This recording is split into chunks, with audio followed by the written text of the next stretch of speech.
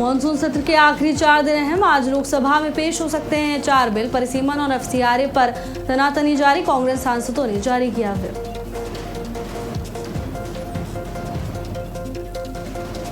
महाराष्ट्र से दिल्ली तक सियासत में नई हलचल। पीएम मोदी से आज मिलेंगे शरद पवार। गुट के सभी 8 सांसद। सुप्रिया सुले ने बताया आधिकारिक बैठक। गोरखपुर के 3 दिवसीय दौरे पर सीएम योगी आदित्यनाथ। जनता दरबार में लोगों की समस्याएं सुनेंगे। तिरंगा यात्रा में भी शामिल होंगे। कई विकास परियोजनाओं की सौगात देंगे मुख्यमंत्री। रांची में छात्रों के प्रदर्शन का आज 17वां दिन। सरकार से नहीं कामयाब हुई वार्ता और सुबह 10 बजे मार्च की तैयारी। छात्रों ने रखी सभी मांगे माने जाने की शर्त।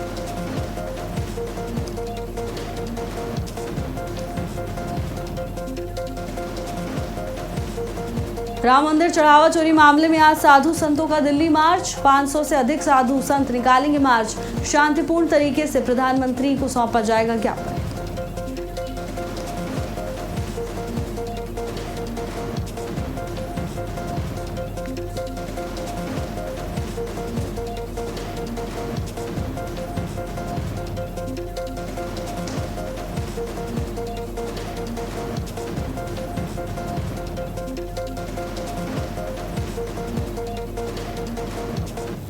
नमस्कार, बहुत स्वागत है आपका। भारत अपडेट देख रहे हैं आप। मैं हूं आपके साथ भावना त्रिपाठी। बुलेटिन की शुरुआत बड़ी खबर के साथ करेंगे। लोकसभा में आज 4 बिल पेश किए जाएंगे। केरल का नाम बदलने वाला बिल आज पेश होगा। ट्रिब्यूनल्स रिफॉर्म्स 2026 बिल पेश किया जाएगा। National cooperative development corporation act bill पेश होगा। राज्यसभा में बैंकर्स बुक्स बिल पर भी चर्चा होगी। केरल का नाम बदलने वाले बिल पर भी आज चर्चा हो सकती है। कई अहम प्रस्ताव आज रखे जाएंगे। National cooperative development corporation act bill. Rajya Sabha में बैंकर्स बुक्स बिल पर भी आज सत्र में चर्चा हो सकती है। लोकसभा में आज 4 बिल पेश किए जाएंगे। इनमें से बहुत महत्वपूर्ण बताया जा रहा है tribunals reforms bill. Tribunals reforms 2026 bill भी पेश हो सकता है। National cooperative development corporation act bill भी पेश होगा और साथ ही राज्यसभा में बैंकर्स बुक्स बिल पर चर्चा की जाएगी। तो सदन की कार्यवाही बेहद महत्वपूर्ण। केरल का नाम बदलने वाले बिल पर भी चर्चा होगी। पेश किया जाएगा bill. National cooperative development corporation act bill भी सदन में पेश किया जाएगा। राज्यसभा में बैंकर्स बुक्स पर बिल पर भी चर्चा होगी। तो लोकसभा में आज 4 बिल पेश किए जाएंगे। ये बिल बेहद महत्वपूर्ण माने जा रहे हैं। केरल का नाम बदलने वाले बिल को आज सदन में पेश किया जाएगा। साथ ही ट्रिब्यूनल्स रिफॉर्म्स 2026 बिल भी सदन में पेश होगा।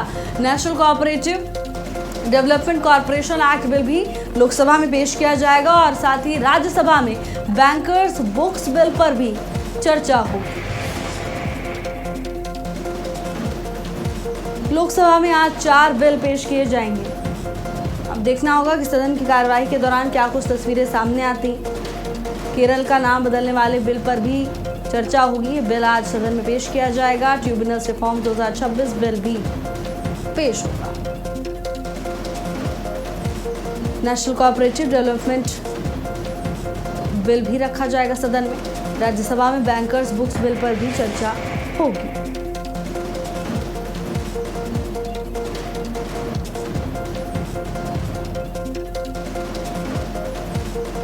केरल का नाम बदलने वाले बिल को भी आज सदन में पेश किया जाएगा।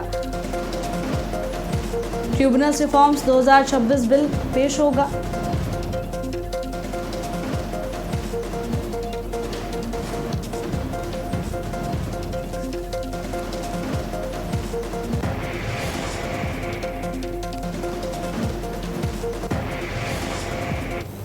और वहीं पीएम मोदी से आज मिलेंगे एनसीपी शरद गुट के सांसद। एनसीपी शरद गुट के सभी 8 सांसद प्रधानमंत्री से मुलाकात करने वाले हैं। महाराष्ट्र के मुद्दों पर बैठक के दौरान बातचीत हो सकती है। संसद परिसर के पीएम ऑफिस में मुलाकात होगी। शरद गुट के सभी 8 सांसद मुलाकात करेंगे। राजनीतिक घटनाक्रम इसके बाद भी देखने को मिल सकता है। संसद परिसर के पीएम ऑफिस में ये बेहद खास मुलाकात होने वाली है। शरद गुट के सभी 8 सांसद मुलाकात करेंगे। पीएम मोदी से आज एनसीपी शरद गुट के सांसद मिलेंगे। एनसीपी शरद गुट के सभी 8 सांसद मुलाकात करेंगे। महाराष्ट्र के मुद्दों पर भी इस बैठक के दौरान बातचीत हो सकती है। शरद गुट के सभी 8 सांसद प्रधानमंत्री नरेंद्र मोदी से मुलाकात करने पहुंचेंगे। संसद परिसर के पीएम ऑफिस में मुलाकात होगी और जानकारी है कि महाराष्ट्र के मुद्दों पर बातचीत होगी। एनसीपी शरद गुट के सभी 8 सांसद पीएम मोदी से मिलने पहुंचेंगे। महाराष्ट्र को लेकर बड़ी चर्चा भी संभव है। कई महत्वपूर्ण बिंदुओं पर बातचीत होगी। सभी सांसद प्रधानमंत्री से मुलाकात करने पहुंच रहे हैं। पीएम ऑफिस में मुलाकात होगी। संसद परिसर के पीएम ऑफिस में शरद गुट के सभी 8 सांसद प्रधानमंत्री से मुलाकात करने पहुंचेंगे और इस दौरान महाराष्ट्र को लेकर व्यापक तौर पर चर्चा संभव है। महाराष्ट्र के मुद्दों को लेकर भी बातचीत हो सकती है। तो शरद गुट के सभी 8 सांसद प्रधानमंत्री नरेंद्र मोदी से मुलाकात करेंगे। संसद परिसर के पीएम ऑफिस में ये मुलाकात होगी। महाराष्ट्र के मुद्दों पर बातचीत हो सकती है। शरद गुट के सभी 8 सांसद मुलाकात करेंगे। संसद परिसर के पीएम ऑफिस में ये मुलाकात होगी। शरद गुट के सभी 8 सांसद प्रधानमंत्री से मुलाकात करेंगे।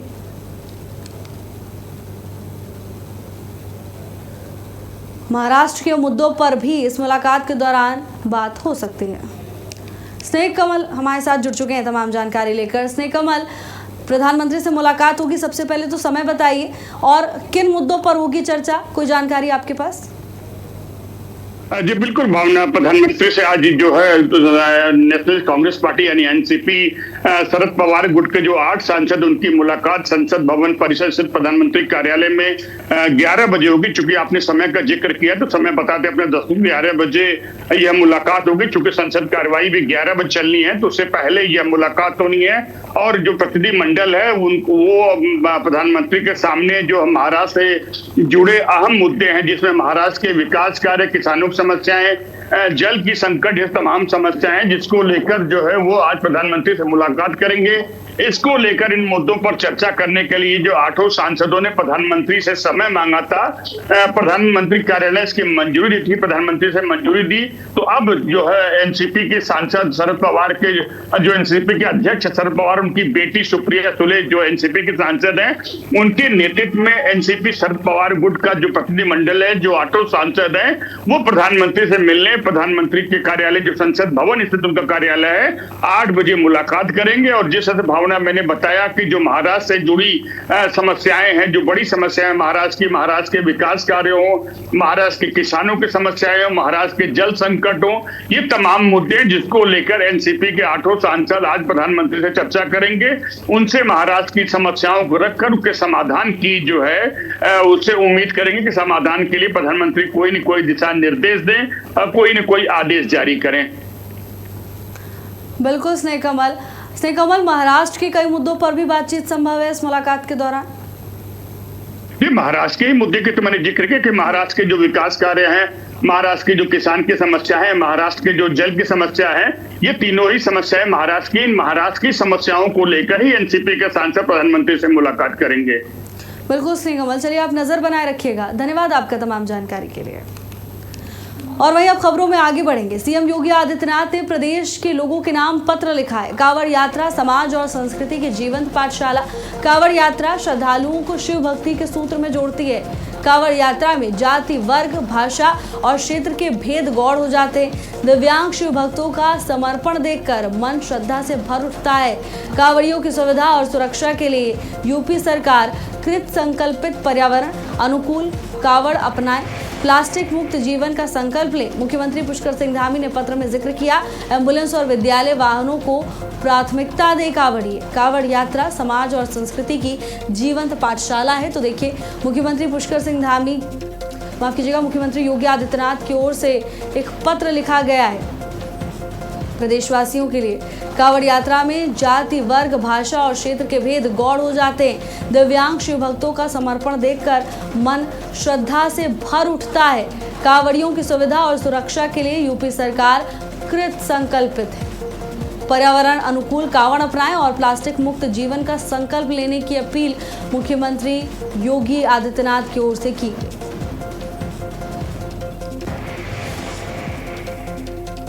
सीएम योगी का प्रदेश के लोगों के नाम पत्र। कावड़ यात्रा को लेकर मुख्यमंत्री ने प्रदेशवासियों से अपनी भावनाएं साझा की। कावड़ यात्रा समाज और संस्कृति को जोड़ती। कावड़ यात्रा श्रद्धालुओं को शिव भक्ति के सूत्र में जोड़ने का काम करती है और कावड़ यात्रा में जाति, वर्ग, भाषा और क्षेत्र के भेद गौड़ हो जाते हैं। मुख्यमंत्री ने पत्र में लिखा, दिव्यांग शिव भक्तों का समर्पण देखकर मन श्रद्धा से भर उठता है। खबर रांची से, जहां जेपीएससी जेएसएससी छात्रों का आंदोलन देखने को मिला। झारखंड विधानसभा घेराव का ऐलान। आज सुबह 10 बजे विधानसभा मार्च। परीक्षा में धांधली के खिलाफ छात्रों का मार्च होगा। मांगे पूरी नहीं होने पर प्रदर्शन किया जाएगा। जांच और एग्जाम रद्द पर बात नहीं बनी। रांची में विधानसभा के पास सुरक्षा के कड़े और व्यापक इंतजाम किए गए। परीक्षा में धांधली के खिलाफ छात्रों ने मोर्चा खोल दिया है। मांगे पूरी नहीं होने पर उग्र आंदोलन की चेतावनी दी है। कहा, मांगे पूरी नहीं हुई तो प्रदर्शन ऐसे ही जारी रहेगा। जांच और एग्जाम रद्द पर बात अभी तक नहीं बन पाई है तो सरकार और छात्रों के बीच इस बिंदु पर अभी भी पेच फंसा हुआ है। अब रांची में प्रशासन पूरी तरह से अलर्ट नजर आ रहा है। विधानसभा में सुरक्षा के व्यापक इंतजाम किए गए। जेपीएससी जेएसएससी छात्रों का आंदोलन लगातार तेज होता हुआ दिखाई दे रहा है। झारखंड विधानसभा घेराव का ऐलान किया गया है। छात्रों की तरफ से आज सुबह 10 बजे विधानसभा की तरफ मार्च निकाला जाएगा। परीक्षा में धांधली के खिलाफ छात्रों का मार्च। मांगे नहीं होने पर प्रदर्शन की भी चेतावनी दी है। बताया जा रहा है कि जांच पर सहमति नहीं बन पाई है सरकार और छात्रों के बीच में। अब देखना होगा सरकार की ओर से क्या कुछ रुख अपनाया जाता है इस पूरे मामले पर। बहरहाल प्रशासन की तैयारियां पूरी हैं। प्रशासन पूरी तरह से अलर्ट मोड पर है। सुरक्षा के व्यापक इंतजाम किए गए हैं। तस्वीरें भी आपको दिखा रहे हैं। देखिए किस तरह से छात्रों का गुस्सा सड़क पर फूट पड़ा है। उसकी तमाम तस्वीरें। तमाम छात्र एकत्रित होकर जांच और एग्जाम रद्द होने की मांग कर रहे हैं कि एग्जाम रद्द किया जाए। लेकिन जानकारी है कि अभी तक सरकार और छात्रों के बीच इस बिंदु को लेकर कोई सफल बातचीत नहीं हो पाई है, सहमति नहीं बनी है और यही कारण है कि प्रदर्शन लगातार जारी है। छात्रों की ओर से आज विधानसभा की ओर मार्च किया जाएगा। विधानसभा का घेराव छात्र करेंगे। तो वहीं छात्रों के आंदोलन को देखते हुए प्रशासन पहले ही अलर्ट नजर आ रहा है। प्रशासन की ओर से सुरक्षा के व्यापक इंतजाम किए गए हैं। भीड़ प्रबंधन नियंत्रण पर पुख्ता इंतजाम प्रशासन ने कर लिए हैं। ये तमाम तस्वीरें आपको दिखा रहे हैं किस तरह से हाथ में बैनर पोस्टर लिए तमाम छात्र सड़क पर उतरे हुए हैं और जोरदार नारेबाजी करते हुए प्रदर्शन करते हुए छात्र नजर आ रहे हैं।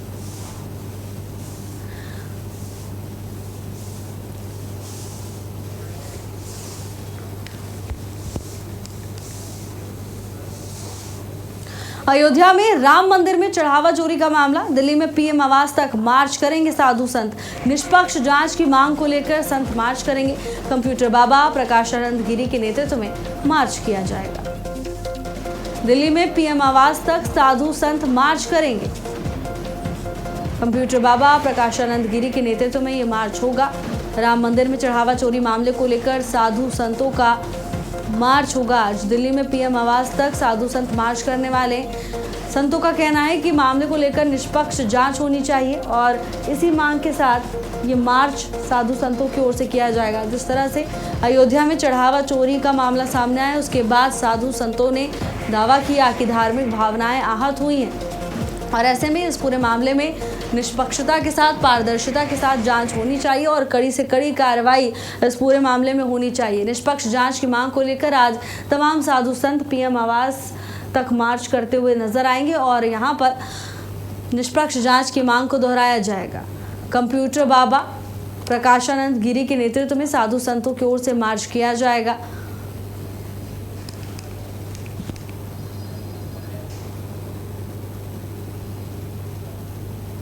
रमन मिश्रा हमारे साथ जुड़ चुके हैं तमाम जानकारी लेकर। रमन, आज साधु संत मार्च करने वाले हैं पीएम आवास की तरफ, क्या जानकारी है?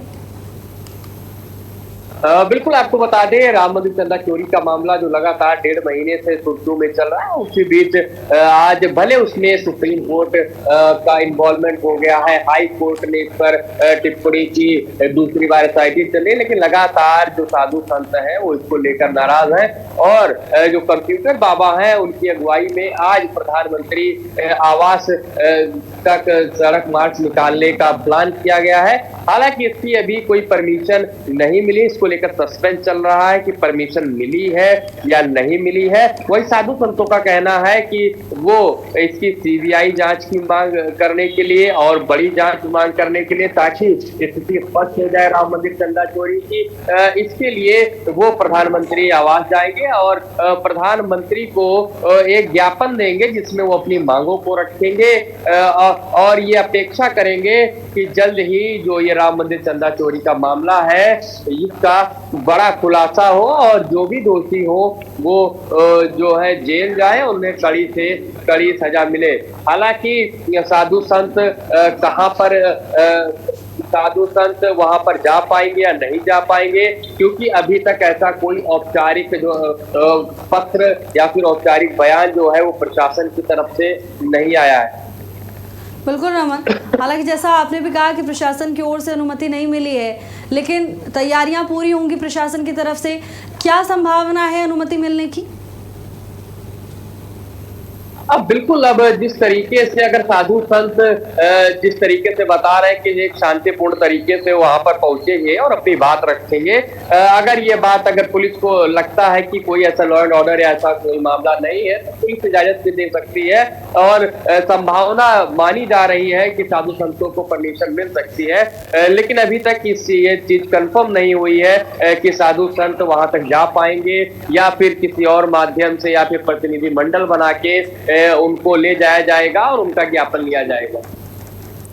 बिल्कुल रमन, तो लगातार निष्पक्ष जांच की मांग की जा रही है साधु संतों की ओर से और एक बार फिर इसी मांग को दोहराते हुए तमाम साधु संत पहुंच रहे हैं प्रधानमंत्री के आवास पर उनके पास। बिल्कुल, एकदम लगातार तमाम पार्टियां, तमाम सामाजिक संगठन, साधु संत ये मांग करते आए हैं कि निष्पक्ष जांच हो और जो दूध का दूध पानी का पानी हो। हालांकि मुख्यमंत्री योगी आदित्यनाथ ने न्यास के ही कहने पर पत्र पर एसआईटी जांच कराई थी, प्रारंभिक रिपोर्ट भी आई थी। उसके बाद जो उसकी मुख्य रिपोर्ट है वो सुप्रीम कोर्ट में पेश की गई थी। इसके बाद सुप्रीम कोर्ट ने सीधा कहा था कि एक नई एसआईटी बनाई जिसमें आईपीएस हो। फिर नई एसआईटी अभी जांच कर रही है जिसमें आईजी है, डीआईजी है, वहां के एसपी ग्रोवर, आपको बता दे गौरव ग्रोवर हैं, तीनों लोग जांच कर रहे हैं। हालांकि जांच की रिपोर्ट कब तक आएगी इसकी अभी कोई समय सीमा निर्धारित नहीं। बिल्कुल रमन, समय सीमा निर्धारित नहीं है, लेकिन रमन जैसा कि आपने भी जिक्र किया कि मुख्यमंत्री बहुत गंभीर नजर आ रहे हैं और सख्ती से निर्देश दिए गए अधिकारियों को, टीम को, कि जल्द से जल्द और पारदर्शिता के साथ कार्रवाई होनी चाहिए। रमन,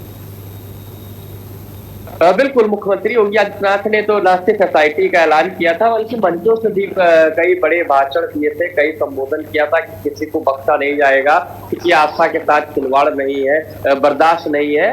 और ये सरकार जो कि पहले दिन से राम मंदिर का जब फैसला आया तभी से लगातार ये कार्य अयोध्या को सजाने में लगी हुई है। ऐसे में सरकार की भी कहीं ना कहीं बदनामी हो रही है इस मामले से, जिसके चलते मुख्यमंत्री योगी आदित्यनाथ ने तुरंत फैसला लिया था। लेकिन मामला कोर्ट में पहुंचा, कोर्ट ने दोबारा एसआईटी बनाने की बात कही, जिसके कारण से अभी तक जो पूरी बात है वो स्पष्ट नहीं हो पाई है।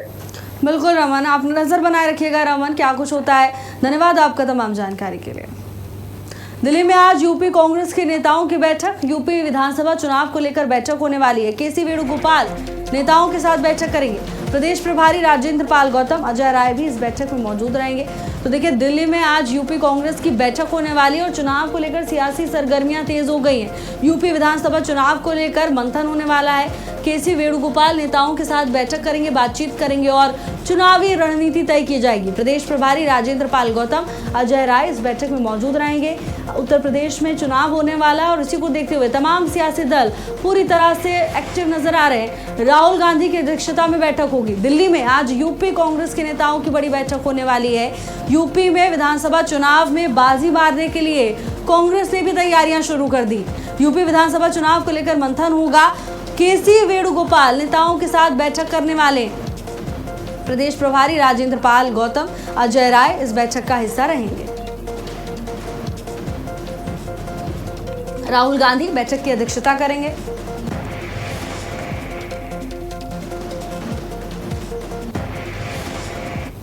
और वहीं ललितपुर में बारिश ने एक बार फिर नगर पालिका की जल निकासी व्यवस्था की पोल खोल कर रख दी है। बारिश के बाद शहर की कई सड़कें जलमग्न हो गई। लोगों को घुटनों तक भरे पानी के बीच होकर गुजरना पड़ा, जबकि वाहन चालकों को भी काफी परेशानी का सामना करना पड़ा। तस्वीरों में साफ देखा जा सकता है कि सड़कों पर जगह जगह पानी जमा हुआ है। स्थानीय लोगों का आरोप है कि नालियों की नियमित सफाई और जल निकासी के पर्याप्त इंतजाम नहीं होने से हर साल बारिश में यही हालात बनते हैं। जलभराव के चलते आवागमन प्रभावित होता है और गंदे पानी से संक्रमण का खतरा भी बना हुआ है। फिरोजाबाद के सिरसागंज के सपा विधायक सर्वेश यादव परिवार के साथ कावड़ लेकर बटेश्वर नाथ के दरबार पहुंचे। विधायक अपनी पत्नी, भाई बहन और अन्य परिजनों के साथ कुल 11 कावड़ लेकर कासगंज के सोरो घाट से गंगाजल लेकर निकले थे। एटा होते हुए शिकोहाबाद के रास्ते विधायक अपने गांव के लोगों के जत्थे के साथ बटेश्वर नाथ मंदिर पहुंचे और गंगाजल अर्पित किया।